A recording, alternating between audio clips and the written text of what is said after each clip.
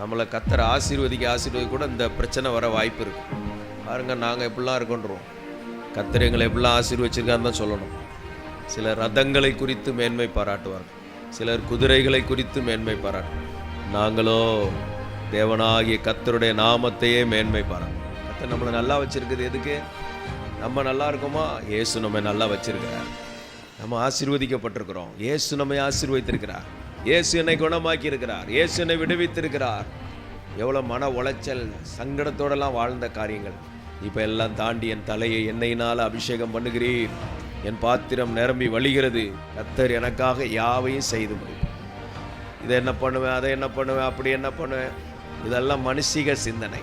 கத்தர் எல்லாம் செய்து முடிக்கிறதுனால நான் என்ன செய்யணும் ஆண்டவரே அப்படின்னு சொல்லும்போது அதை கத்தர் அழகா அதனதன் காலத்திலே நேர்த்தியாய் செய்து முடிக்கிறவர். ஆமென். அடுத்து தேவ சித்தத்துக்காக இயேசு ஜெபிக்க சொல்றார். நம்ம சித்தம் இஷ்டத்துக்கு வாழ்ந்துட்டு இருக்கக்கூடாது. என் போக்கு தான், எவர் சொல்லையும் கேட்க மாட்டேன் அப்படி இருக்கக்கூடாது. உங்கள் சித்தம் எதுவோ அதை எனக்கு சொல்லித்தாங்க. கர்த்தருடைய சித்தம் என்று இன்னதென்று பகுத்தறியத்தக்க உங்கள் மனம் புதிதாகிறதுனாலே மறுரூபமாகுங்கள். கர்த்தருடைய சித்தத்தை கண்டுபிடிக்கணும்னா இந்த பழைய மனசு, உலக புத்தி இதெல்லாம் இல்லாமல் புதிய மனதாக மாறணும். ஒருவன் கிறிஸ்துவுக்குள் இருந்தால் அவன் புதிய சிருஷ்டியாக இருக்கிறான்.